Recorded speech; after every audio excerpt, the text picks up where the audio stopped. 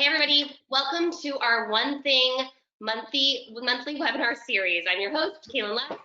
Every single month we bring you someone whose ideas and their ways that they navigate their life, they really align with the one thing. And our whole hope is that through their stories, we can really help you on your path of mastery. And this month, we aren't just featuring one person, we are featuring 4 amazing people, and their lives and their businesses really are a testament to thinking big and challenging the boundaries of what's possible. And I'm so excited to introduce you to the hosts and leaders behind the new Empire Building podcast. This is Wendy Papazian, Sarah Reynolds, Seychelle Van Poel, and Via Williams is behind the scenes, or we can't see her, but she's here in spirit. Come in. Yeah, and Via forgot to wear blue, so that's why she's not. We don't get to see her. Everybody else was matching. So first, can you guys take a minute and just introduce yourselves? Sure, I'll start. Hi, I'm Wendy Papazian, and I run the Papazian Properties Group, which is a residential real estate team here in Austin, Texas. We have a few locations around the country. We've got a little team in Dallas, one in Houston, and one in Minneapolis, Minnesota. I also run a business called Papazian Home Services, and my amazing partner is actually also Kaylin's amazing partner, Brent Wallace. And I also am in charge of our income producing properties. So my husband and I own a bunch of residential income producing properties. I run that. And I am also the co-founder with these ladies of a business that helps women build big businesses and even bigger lives, and it's called Amplify. So, and then also I'm a co-host of a podcast called Empire Building. So that's all my things. I love it. Wendy, what about you, Sarah? Why don't you go next? Yes, hi everyone. So glad to be here. I'm Sarah Reynolds. I am the leader of the Reynolds Team Network, and we are a real estate sales business outside of the Washington, D.C. metro market. So we service Virginia, D.C., and Maryland. And then we have 2 expansion locations, Richmond, Virginia, and then Atlanta, Georgia. We expanded to earlier this year. I also am a proud wife and mom to 3 beautiful children. And I also have multiple businesses. I'm partners with these amazing women as well in a business called Amplify. And then I have other ancillary businesses that have to do with real estate as well. So super excited to be here. Awesome. Thanks, Seychelle. Hi, I'm Seychelle Van Poel, and we have a real estate company here called Van Poel Properties Group that serves the Dallas-Fort Worth Metroplex in Austin, Texas.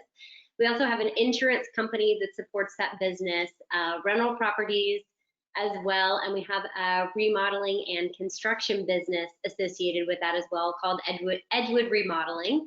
And I think you heard a little bit about our Empire Building podcast and Amplify. And I've got an awesome husband who's super supportive named Nick, and a little girl named Quinn. Excellent. So tell me a little bit, as you all introduced yourselves, there was a litany of many things that are part of your life, whether it was businesses, whether it was roles that you play. Can you talk a little bit about what is the definition of an empire builder? When you think about that title and that word, or what does that mean to you guys? You know, well, Sarah. Well, oh, yeah, go ahead. Oh, please. You know, you move in a business, right, from as an entrepreneur starting a business yourself or coming into a business that is a small business and everybody's scrappy and you're trying to figure it out and it feels like this little tiny micro team, and one day you wake up and you realize that your business has to support more than just you. And for me, that was realizing, right, that I needed to make sure that my parents were provided for. And then one day you wake up and you realize it not only needs to support my family and my parents, but maybe it also needs to support all these other families that work for me. And then it needs to be able to live beyond itself, beyond that, right? And so the business moves from this entrepreneurial organization of supporting just you, and it moves into this world of being able to survive without you, thrive without you, and to support something much larger than just your tiny ecosystem of your little bubble. And once you realize all of a sudden that you're on a mission to impact more than just your tiny little nucleus that you might have, you're now all of a sudden on a mission to build an empire. whether you realize it or not. That's really where you're going, is to lead an organization far greater than serving the needs of you or your individual family. Yeah, that makes a lot of sense. Wendy, what was it that you were going to add to that? I was just going to say my definition of empire building is really not only building a big business, but also building a big life. And a lot of it comes down to succeeding through others, right? To have a big business, to have a big life, you have to become a master at succeeding through other people.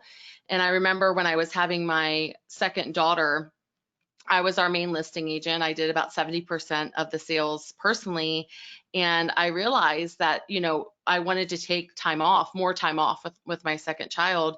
And I realized at the time I couldn't do that, because so much was so dependent on me. I hadn't really mastered succeeding through others. So much was dependent on me. So for me, building an empire is really becoming a master at succeeding through other people, both in your home life as well as also in, of course, your business life, which brings up the big business and big life. Is that's how you do it, is by succeeding through other people. Right. Yeah, that makes a lot of sense. Sometimes when I think about like the many people that go into entrepreneurship, they have an achievement mindset and this performance mindset that really brings them into it and helps them succeed. But what I'm hearing you say, Sarah, is that a lot of your ability to actually break through those ceilings and to build an empire came not through your own success and your own ability to achieve, but really succeeding through others. Can you talk a little bit more about what that experience of transitioning from owning 70% of your business and really being responsible for it to starting to bring people into your world that could carry that torch? Well, a lot of it is through failing forward, right? I can give a lot of stories on attempting to succeed through others and failing, and a lot comes down to how you hire, following a process where it's not just about a warm body. Succeeding through others is you have to make sure that you're matching the values, that they're talent for your organization.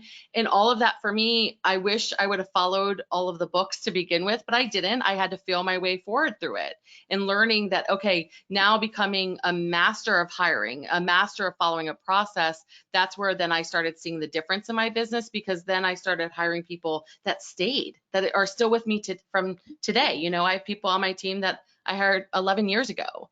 And so that's how you do it, is by making sure that you're mastering the hiring process. You're not just bringing anyone on, you're really succeeding through other people.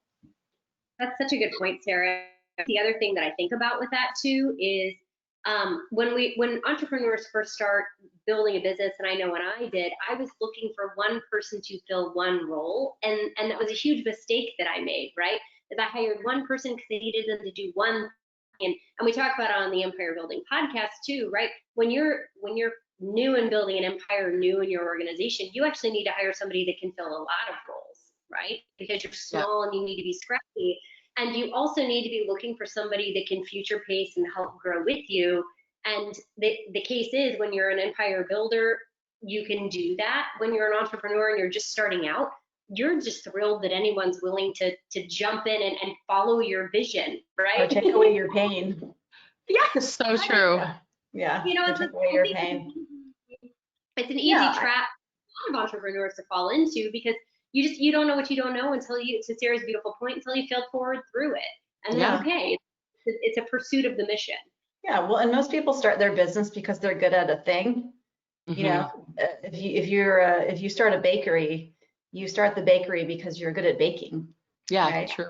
And so what you have to do is once you get to the point where your baking alone can't satisfy the needs of the customer, and you know you have to grow, then you have to master completely different skills, right? Yep. Mastering your budget, understanding the financials, hiring and succeeding through others, and those are totally different skill sets than making cupcakes. So true. And good point, Wendy. That a lot of entrepreneurs fail at is they fail to realize that they're hitting that tipping point, and that's a totally new skill set. And so you'll see a lot of businesses actually shrink backwards because they're not realizing that they have to jump into that new skill set in order to grow. Or they jump into it and they fail and then they quit. Yeah. You know, they have a bad experience, their business goes backwards, and they just say, you know what, it was just better when I did it all myself, because then I have to, you know, worry about all that stuff. I'm just going to go back to my joy. No, it makes me think, Wendy, of when I did that. That was early 2015. And when I made this decision, and I had given myself basically 6 months of reserves money to where I could not be the main listing agent and be able to float the business. And we were in month 5. And I remember my one of my agents was in my office, and I said to him, I said, I'm going to give it 1 more month. And then if it doesn't work in 1 more month, like, I'm back out there, and because that's what I have to do. And it was scary. Like, I mean, because I kept failing, 5 months, like all these months of paying and losing listings and not learning how to teach people how to convert. And I mean, it was just a really painful process. And so many people give up, and I don't blame them. I was right there. I was literally right at the moment of like, are we going to actually do this? Yeah, and that's what being an entrepreneur looks like, is fall down, skin your knee, get back up, fall down, skin your knee, get back up, fall down, skin your knee, get back up, fall down, skin your knee, get back up. Exactly. Yep. Yeah. And you have to have the financial runway in order to do that sometimes. You do. I love your point there. So. Wendy, I want to jump in because you said something about the financial runway, and something about when you own a lot of the roles in your business and you're taking on new roles, you're no longer just Baker, now you're accounting and you're all these things. Sarah mentioned something about, and maybe it was Seychelle, about profitability being like the piece that in order to give away a lot of the roles, you have to be a profitable business. And there's this tension between doing the thing you really are great at and really bringing in revenue, and then also stepping away from it and being able to hire people to do those things. So maybe somebody can talk about, maybe Seychelle, do you want to jump in and talk a little bit about that process of accountability or profitability, and how do you balance that tension? Yeah, I'm happy to jump in on that. And I think Sarah's got a good story on it too.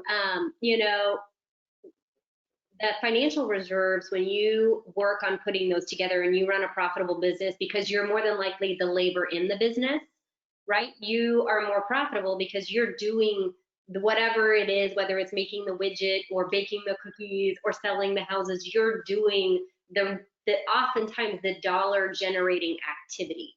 And so if you can have the foresight to put away cash reserves, pretending that you're going to be paying somebody else in the future for that, that all of a sudden creates freedom and the flexibility to make business decisions in the next phase. And I think that that's where, like in our insurance business right now, we're looking for a new hire with that. And we have a year's cash reserves to find the right person.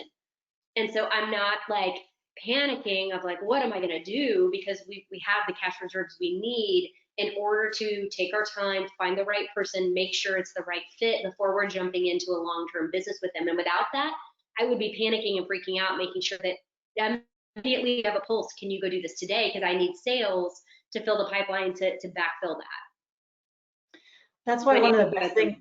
Yeah, well, that's why I love that, Seychelle. And that's why one of the best things that you can do is to pay yourself a salary, maybe not right from the beginning, because that can be hard when you're starting a new business, but at a certain point, you have to value your time, and you have to be able to look at your finances and understand that if I'm going to replace myself in this role, I need to have this much money at the end of the month, every month.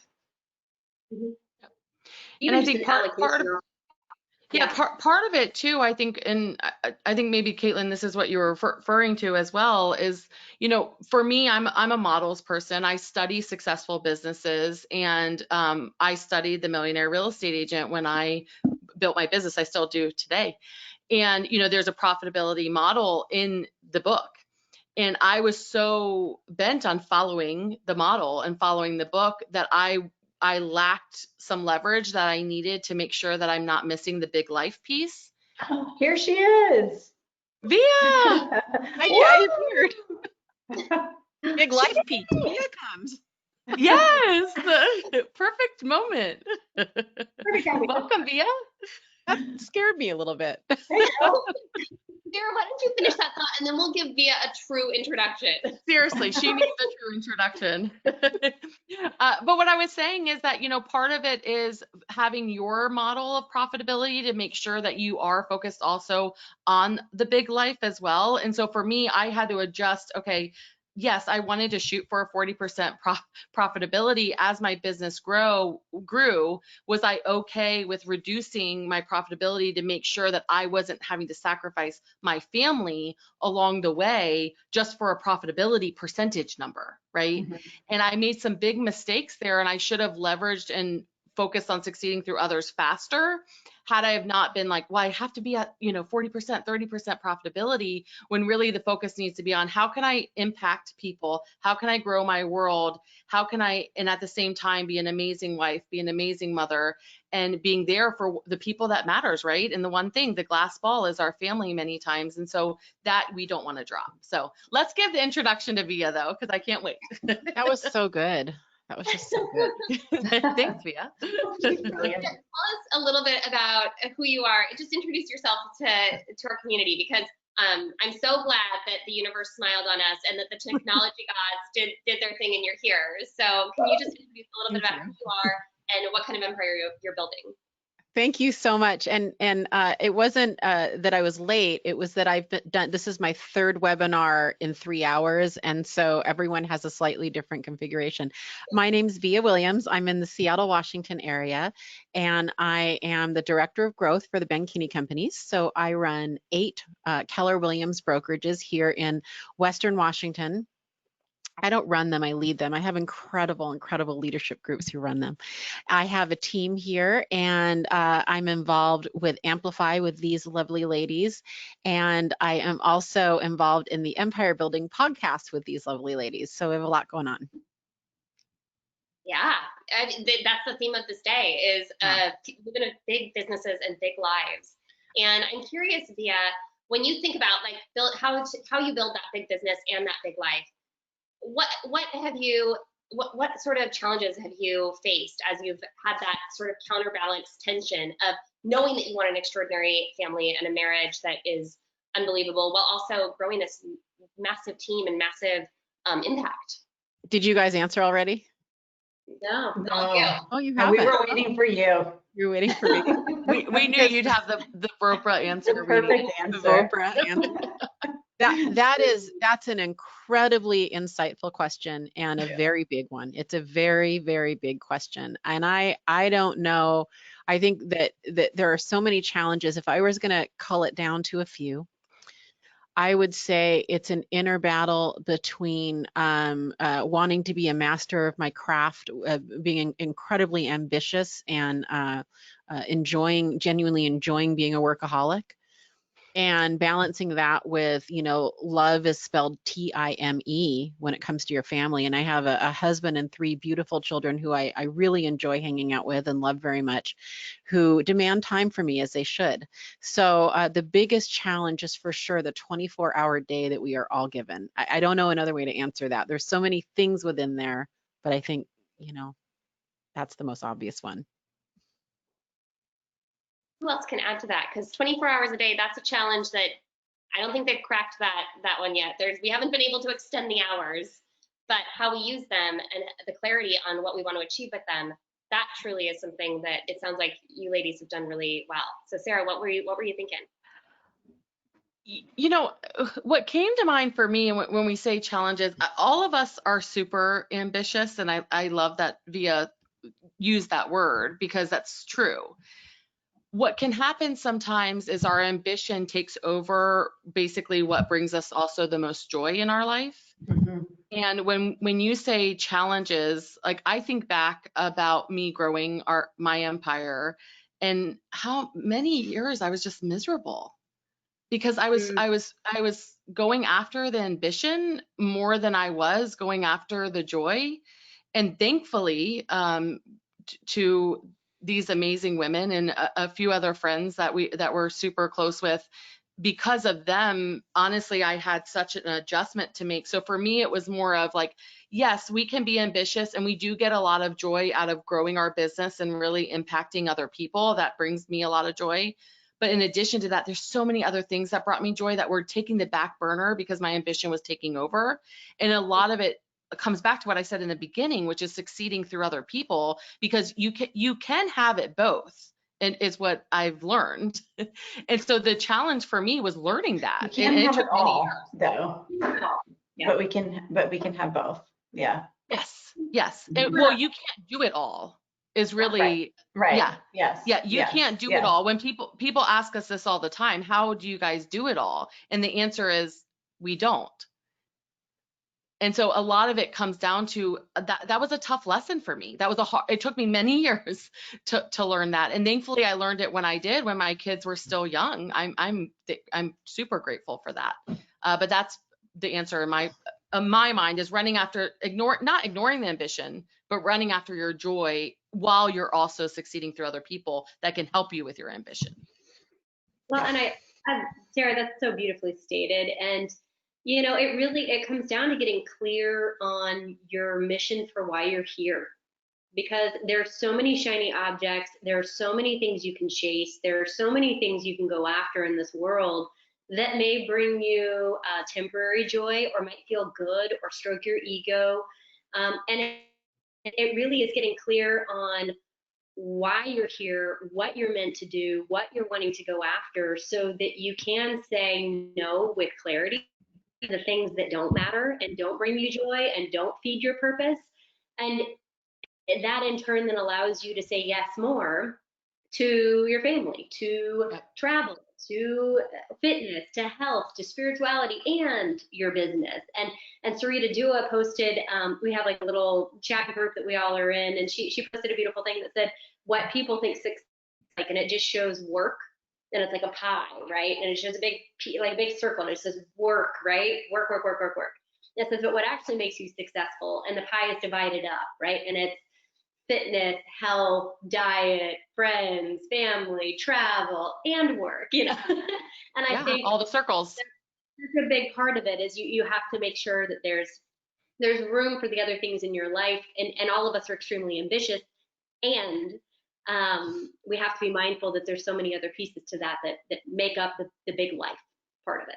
Yeah, but I would acknowledge that, that's a huge part of American culture, is a huge part of our identity, is what we do for our work.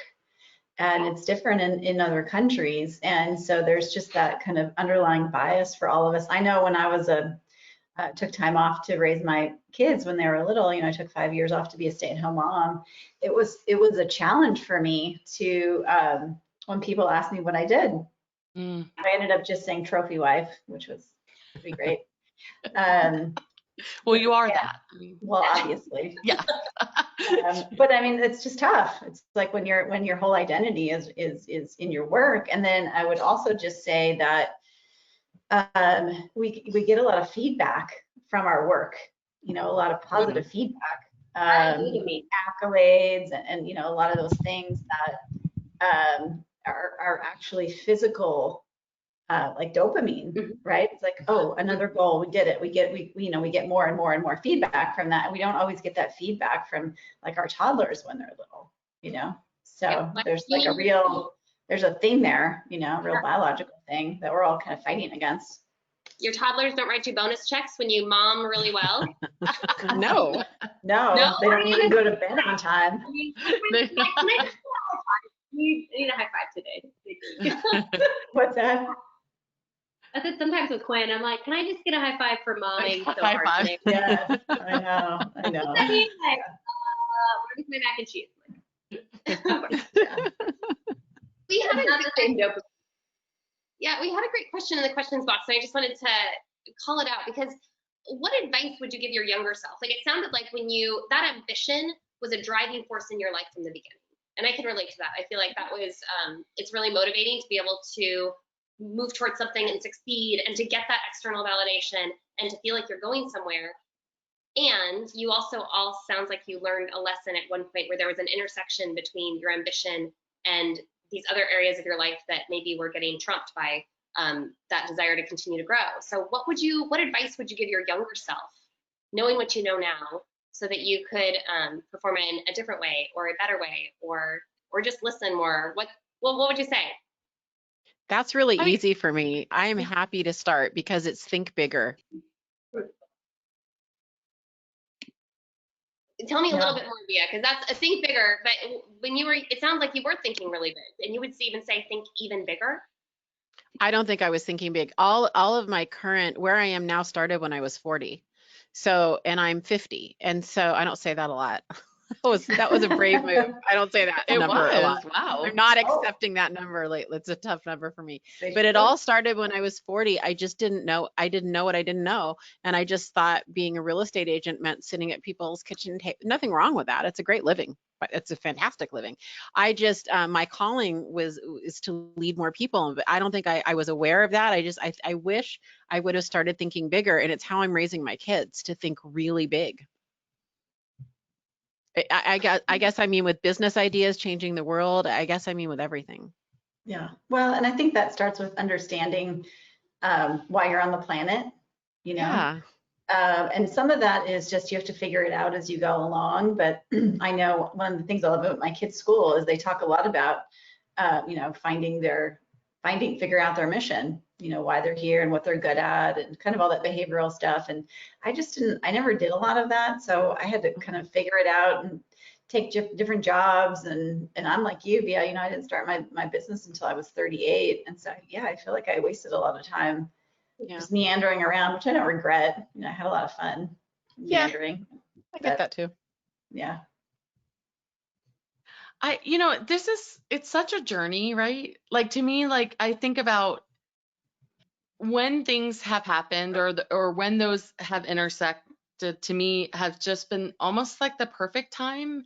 I love Via's answer, and I'm going to say that, like, at first I was going to say it's hard for me to go back because to me I needed those moments to even for me to hear it, because so many times we if you think about it, like you have heard things before, but did you really hear it? Like, you know, and so I think part of it is like where you are in your journey of empire building, where you are in your journey of building your business. And I mean, I couldn't be the leader I am today if I didn't also master taking listings, you know, like that was a big part of what I do now. And so it's really part of like But wouldn't it enjoying be great if like your old lady future self showed up when you were 22 and was like, hey, think bigger.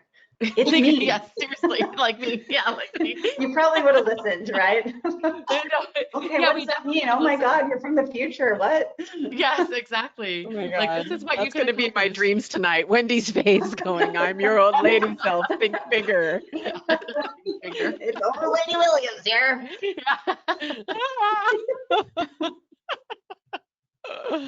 Oh my God. Sorry, I didn't mean to interrupt you, but No, it was funny, but it's true. It's we need to it's true. Yeah. We wish we could do that. And thinking bigger is the right answer, honestly. Yeah. Well, the thing is, Sarah, you know I think what's really cool about you, and part of why you're such a great voice right now in the world, is that you are young and you did think big young, right? And so I think a lot of us see ourselves in you, and that, you know, you just got it really young. And I don't mean, I'm with Wendy. I mean, I traveled around the world for a year with my husband. I don't regret that. I don't, it was wonderful. I got back into the States and I turned 30 a week later. So it was from, my 29th year. And I mean, I just think you're a great voice in this conversation, Sarah, because you're young and you're more successful from a business standpoint than any of us here. You know, it's amazing. I mean, you have a huge, bright future in front of you, right? You're going to impact a lot of lives. It's really cool. Really cool. Well, all of it comes down to the giants that were placed in front of me. You know, I love that Isaac Newton quote because it's true. Like this week when we're live right now, you know, yesterday was Gary Keller's birthday, and he's been a giant that he's allowed all of us to stand on his shoulders. And, you know, it says, if you can see further, it's because of that. Right. Yeah. And so for me, I've had major influencers in my life that have helped me. It's not Sarah Reynolds. It's the influencers in my life that have helped me see further, Gary being one of them. And I think all of us agree with that. Right. And it's just when we interacted with those people. Right. And so learning from them and things like that. For you guys, it was when you were older. For me, it's when I'm younger. Say's young too. So I won't leave you out, Seychelle. You guys are both young. Well, no, we're not that far apart from each other. Okay. Okay, Wendy. Okay. Well, I'm not in my 50s. I'll just say that. Oh, like minutes away, like literally, like, okay.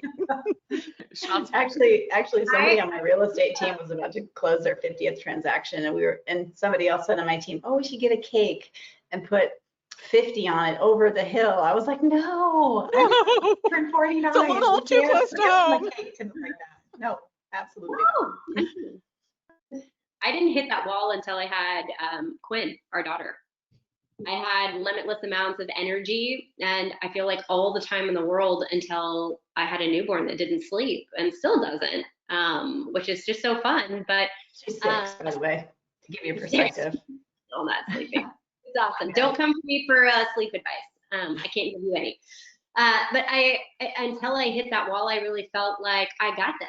I've totally got this. And then, I think life, whether it's a health crisis or whether it's a child who wants sleep or, a marriage, a divorce, a death, a birth, whatever it is, right? Until I think you have a major something in your life that forces you to realize that you can't do what you think is all of it, you then are forced to work outside of yourself. You're forced to go outside of yourself. And I think the other thing that we've mentioned a little bit, but it's having mentors, but I think it's also like the tribe that we have built and what we're building with expanding that beyond us to Amplify, having a group of radical transparency, of close confidants that you can ask anything and be completely vulnerable and transparent with, which is kind of a scary thing for a lot of people. I think has also been a life-changing thing that if I could go back 10 years and give myself that gift 10 years ago instead of 5 years ago, I just imagine where would I be now if I had had that 10 years ago.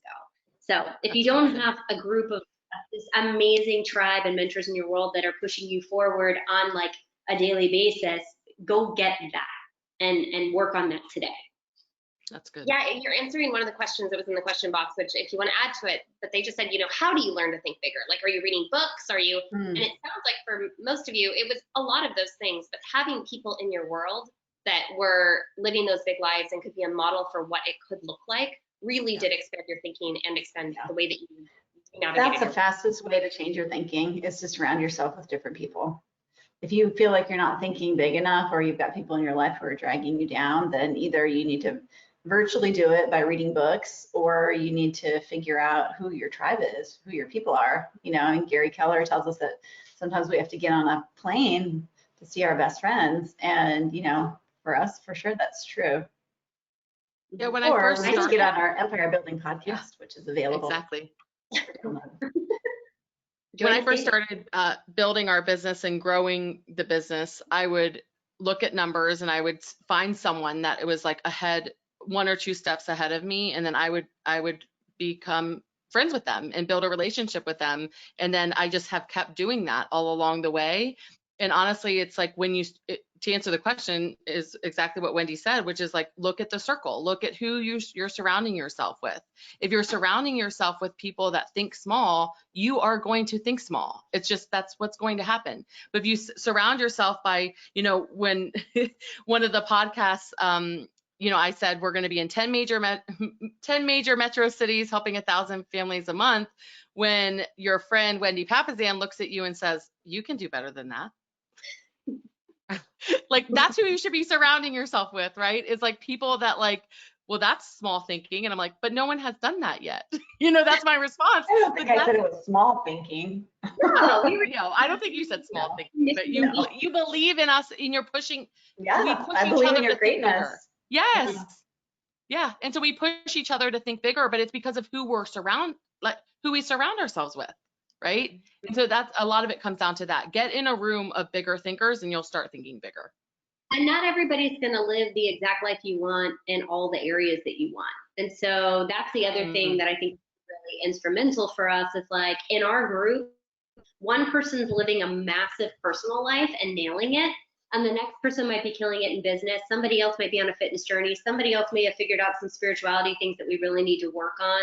Like we're all net worth. Somebody else is totally like rocking and rolling. And so it's not like we all are on the same page. We're all chasing the one thing. It's that we have, which ironically is the name of the podcast that on the webinar that we're on. So don't think that I'm bashing that, because I am not.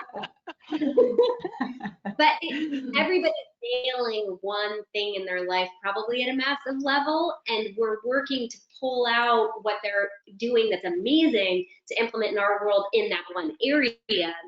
it's not that we all have all 5, 6, 7, 8 circles mastered or figured out. It's we're each helping each other in that area. We're probably the least strong, pulling from the strongest one forward. Well, that truly Yeah. is the simple truth of living the one thing, is like you can only really be pushing and exceeding at one thing at a time. And during that focus, you can build habits and resources and surround yourself with people. And once you've got that on lockdown, then you have the bandwidth to focus on that other thing. But the way that your life stacks up and really having the clarity onto what thing do I need to focus on first so that I can build that empire that I have this vision for. Because if they're not lined up in order of priority, then you're just going to keep hitting your head against that wall. That's right. Yeah, and I love this conversation. I really feel like this might even be a good podcast episode. But what's really jumping out at me, I was really listening to everybody's answers, because the commonality that you guys have that I don't have is I'm an intrapreneur. I'm also an entrepreneur, but my primary gig is I'm an intrapreneur, meaning I'm helping to build, Ben Kinney's empire, right? I mean, it's also mine, but and I remember Peter Thiel in a book called now. Yeah, there you go. Peter Thiel in his book 0 to 1 that actually Jay Papazian referred to me. I remember asking Jay once, I go, what's a good book? I kind of need I'm looking for a new business book. And Jay goes, read 0 to 1. So I did. And I remember what Peter Thiel said. I remember this when I was, talking to Ben about leaving my team. I still have a team, but really kind of focusing on this empire. And it was that most people shouldn't actually start their own company. A little controversial. Most people should not start their own company. Most people should actually go work for someone and build a already fast growing company. And so, for a lot of you guys that are watching this, we talk about thinking big and surrounding yourself with other people. I think I'm pretty talented. And I mean, maybe that sounds vain, but I achieved 1.75 million in GCI. It's certainly not Sarah's level, but for 2% of women-owned businesses, reach $1 million in revenue, and I almost doubled that. I think I did okay. And I looked at amazing, Ben's. Via. Thank you.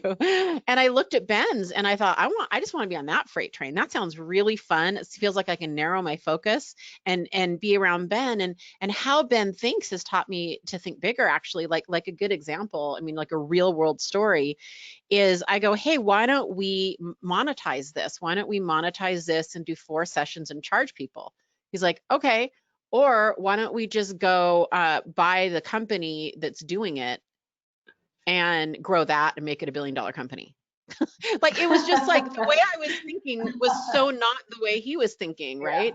That was a really good aha for me. And I'm like, I just wanted to go do this little thing. And he's like, let's take over that industry. Like, that's thinking big, right? Yeah. So I just kind of wanted to share that this doesn't have to be an entrepreneurial lonely journey. If you feel you're on that, you can really surround yourself well with people that can really impact your life, like Jay surrounding himself with Gary Keller and everyone at KWRI. I'm at Keller. I feel like I do too. I feel like I'm surrounding myself with Gary Keller, but and also Ben. And I just wanted to add that in for any of you guys here that either work for someone else or maybe think that could be in your future. I recommend it.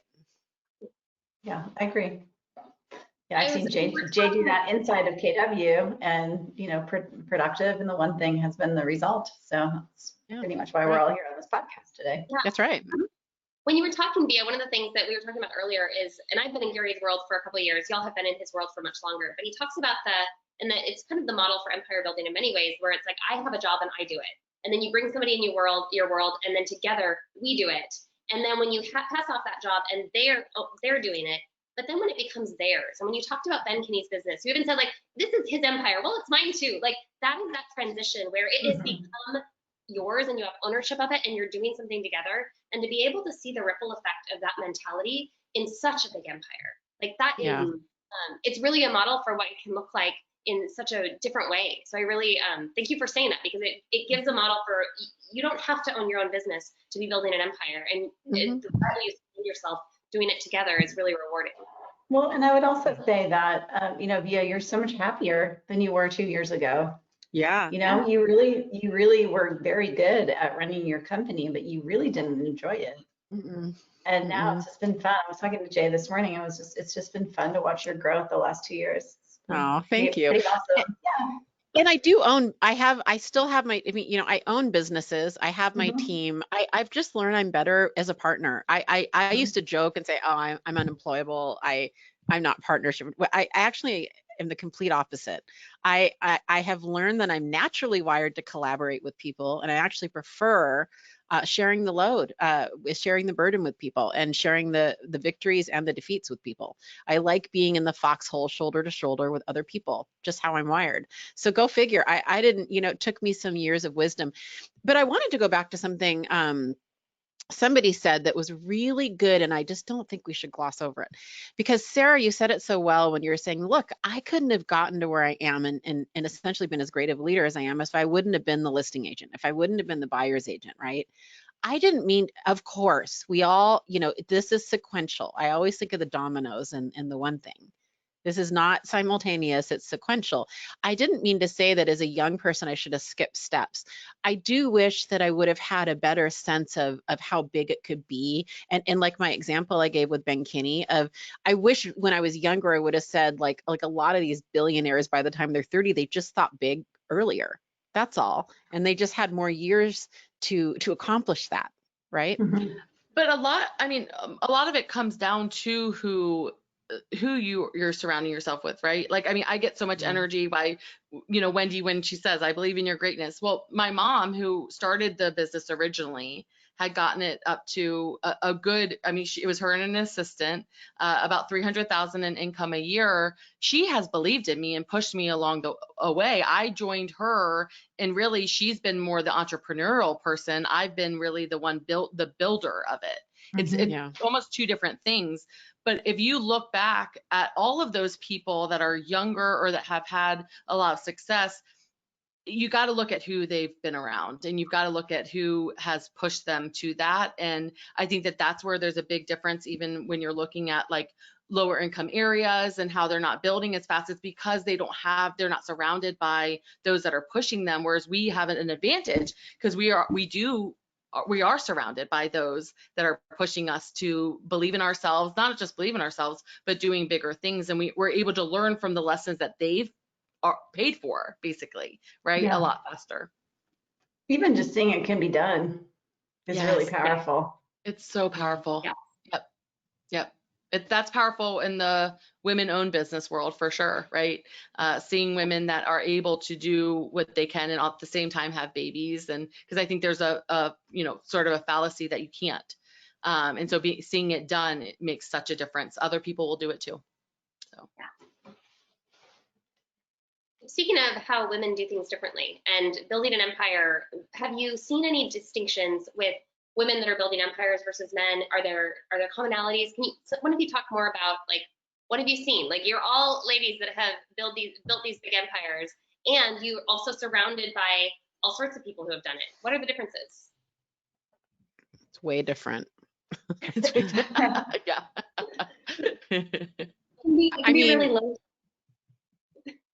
Yeah. Say that again, Sejal. It can be really lonely. I mean, I think that's how we all found each other. Is we were leadership lonely, and this journey of being a female business owner, entrepreneur, intrapreneur, and building our family life too. And I think it's we societally have put a lot of pressure on ourselves, or allowed a lot of pressure on ourselves, to feel like we, as Sarah said earlier, we have to do it all.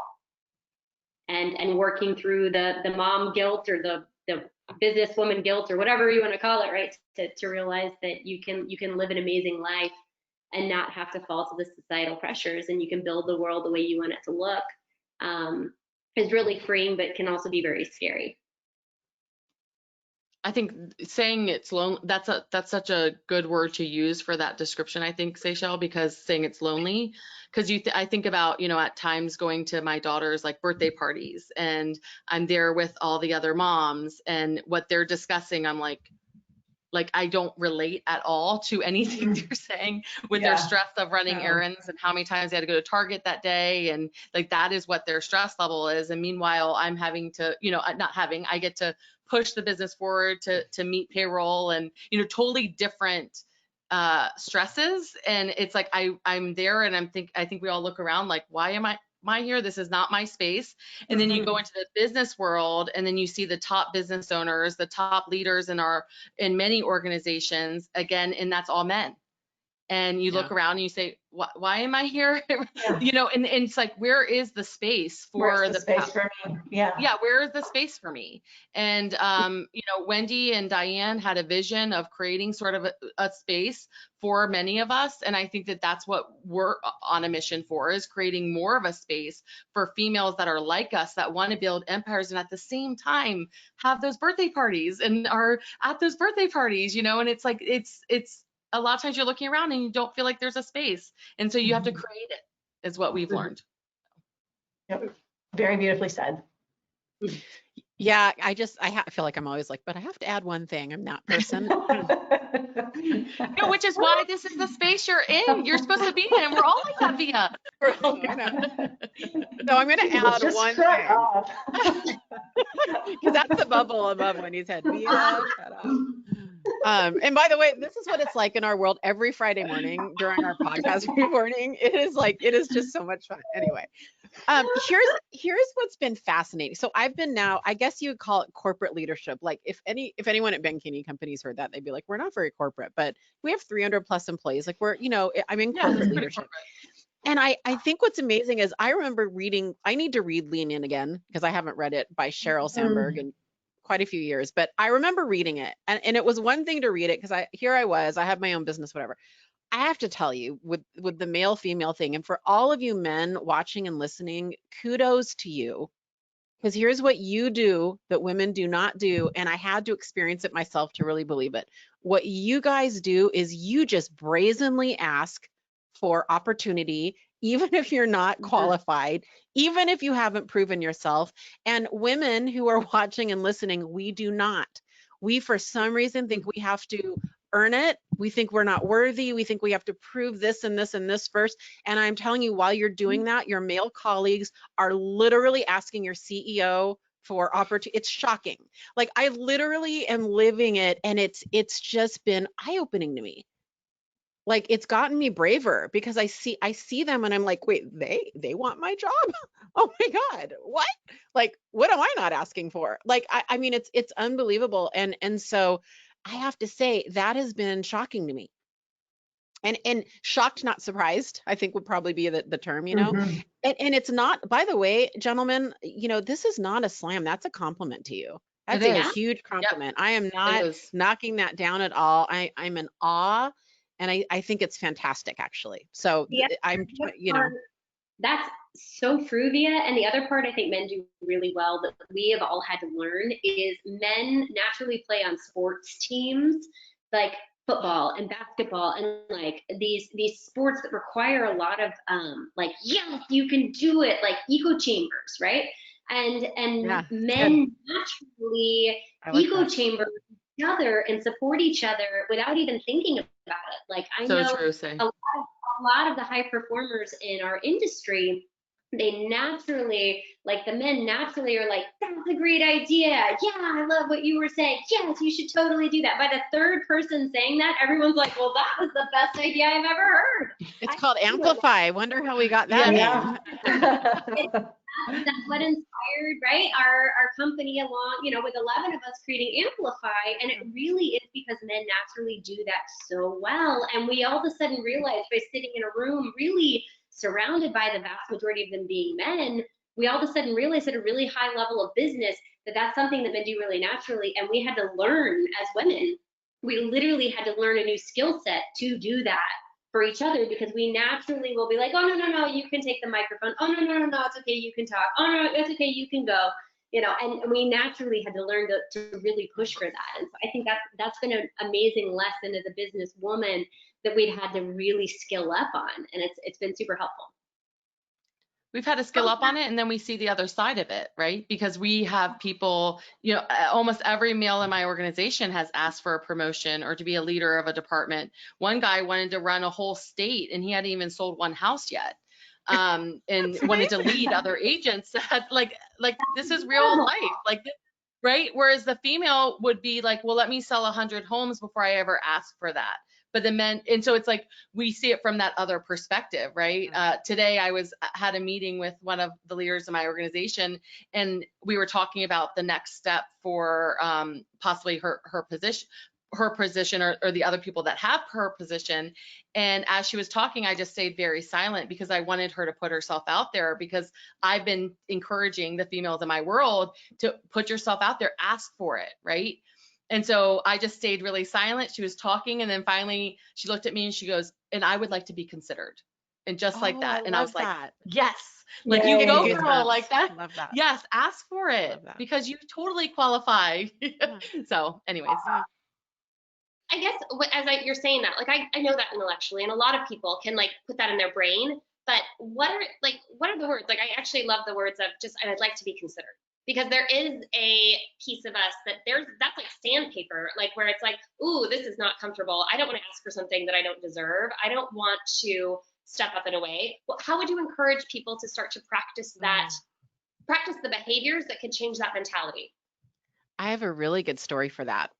And I feel like a lot of people listening, if you guys are watching or listening right now, and you're thinking in the back of your head, or maybe you're not admitting it to yourself, that maybe you want to go into leadership, whatever industry you're in, it doesn't matter, right? Because that was me. And I just didn't, I think it must've been a self-esteem thing.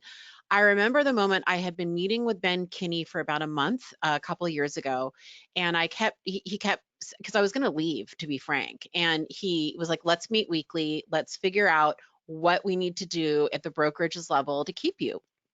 So we were meeting, and I was casting my vision. And finally, at the fourth meeting, like 4 weeks in a row, I go, you need to hire this person. And I described this person. And in my head, I was visualizing someone who was a local industry leader who was not in our brand. And she'd just been let go. And I thought she'd be a great hire for it. It really didn't even occur. Anyway, so I'm pulling into my parking garage from that meeting, and I sat down and I went, oh my God, I just described myself. I am the perfect person for that role. It took me 45 minutes to gumption the courage to send that. I've hardly shared this before. Just send that text to Ben Kinney, who is a good friend, a coach, my OP, to say, I want to be considered for the position I just described to you. And it was so nerve-wracking, because I knew that if he rejected me, I probably would have to leave. I couldn't handle the rejection. I don't know if that's a male-female thing. I'm just sharing my story. I was petrified. And finally, at like 47 minutes, I'm sitting in a dark parking garage in my car. I pressed send. And I couldn't even look at my phone. I didn't want to look at my phone. And then I met with him the next time. And I just remember being so nervous walking into that meeting. And I sat across from him, and I was just staring at him and waiting for him to give me the speech, right? The sympathy speech about why I wasn't qualified. I really was. And so imagine my surprise when he's like, I think you'd be perfect for this. And his first thing was, you got to talk, we need to both go talk to Gary about this separately. We need Gary we need to get his blessing and see what he thinks. And this would be a big move, and he knows us both well. My whole point in that is that I think we don't talk about that enough. I think that it is so nerve-wracking to ask that question, like what your agent did gave me goosebumps, Sarah, because for her to ask you if she could be considered, that took a lot, you know? It did. Yeah, it was a moment too. And the other way I would say to word it, another way you can word it is, from my standpoint, when I'm looking at those in my organization, the people in my organization, sometimes I don't know if they would want to do the job. And I think if they're overwhelmed with everything that they have going on, and I see how great they're doing at their job, and then it's almost like I don't want to inconvenience them by even suggesting it to them, even though I know that they would be good at it. So sometimes telling your superiors, like, hey, if you ever did this job, if this ever became a reality, I would want that. I would like that. Like, I would like to do that. Like little things like that, to where just letting those ahead of you know that you would be interested in that if that ever came up. So I love it. Well, and I also think the other thing is really understanding your worth. You know, it's like, what are your skills and special talents worth? Right. And I think a lot of times women probably undervalue themselves. And I know when I've hired women on our team, you know, a lot of times they'll come in and they'll say, well, I was making X amount, but I would accept this. I don't know if you've had that same experience, but it's very common. you know, which I'm just like, ooh, you know, as a business owner, you're like, well, okay, great, I'll save $25,000. But at the same time, I don't want that for them. I'm like, no, know your worth, you know? It's really good. An exercise all of us have gone through that can help with that too is even just doing the book Strength Finders, and the like going through actually really owning your strengths and leaning in on them, and then to Wendy's beautiful point, put a worth to that. But really making sure you're in tune with what your strengths are that you're bringing to an organization and not shying away from them. Lean in on them. Yeah, and not feeling like you have to give away lots of things for free. Yeah. You know? Worth is something I definitely. Yeah. Oh, I was just going to say that, like, knowing your worth and knowing your value in monetary, while also, I think ambitious people, sometimes they don't know what they're worth without that job. Like, I can relate to that feeling of like, well, if I don't do this and I don't achieve, then who am I? What do I do? Yeah, that's really well said. That the idea of value and worth, I guess we've only got a few more minutes.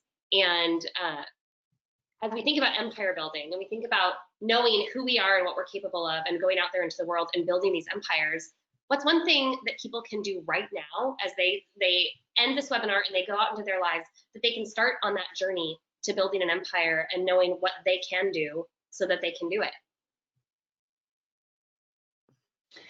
Well, I have a really simple thing. I tell the story all the time, but it's my not to do list, and I'm really all about leverage. And so just tape a piece of paper to your desk and write my not to do list on top of it. And every time you have that feeling like, I just don't really like to do it, or I don't, you know, we all have lots of things in our work every day that we don't necessarily like to do, but just jot that down, right? And then when you get a full list of that can become a job description for your first assistant, or you keep doing that as your organization grows, and then you just continue to fire yourself from every job, which is what Sarah was basically saying before, is like, you know, I fired myself from being the showing partner. I fired myself from being a buyer agent. Then finally, she fired herself from being a listing agent, right? Yep. And she's continuing to fire herself. Like, I've seen you fire yourself from lots of jobs in the last couple of years since I've known you. And that's our gift, you know, if you're a business owner, or even in your work, right? Even if you're an entrepreneur, like Via is, you know, you can't, it's so much better to be to really follow the one thing principle and get really good at something as opposed to being a generalist. And I do think women kind of suffer from that.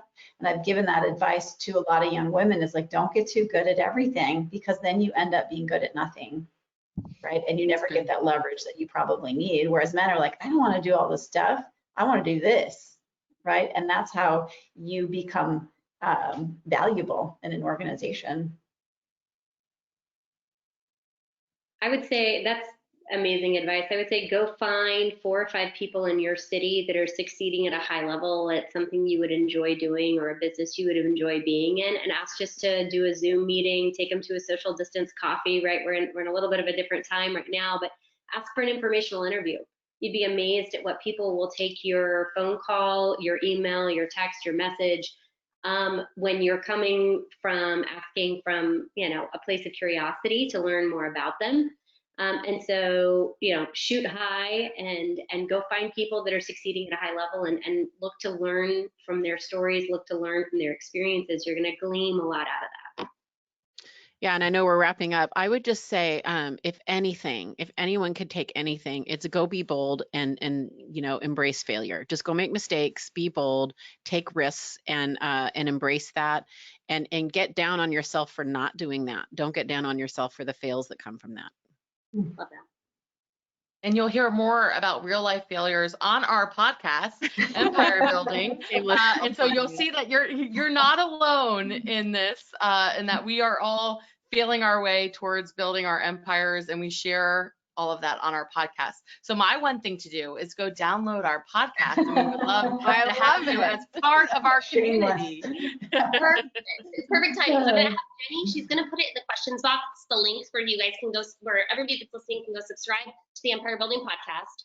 And one more thing, I know we're a minute over, but I've had a few people asking around, like, how do they join this Amplify group? Because you're creating a vision that people want to jump into. So where can people go to find about more? Yeah, it's on amplifyevent.com, and that talks about our event, which we've pivoted this year. But when you get on there, it'll direct you. You can fill out information, and we'll get you involved in our Facebook group. And there's a whole bunch of things that we're going to be doing this year in anticipation for our next live event next year. We had our first live event about a year ago. It was incredible.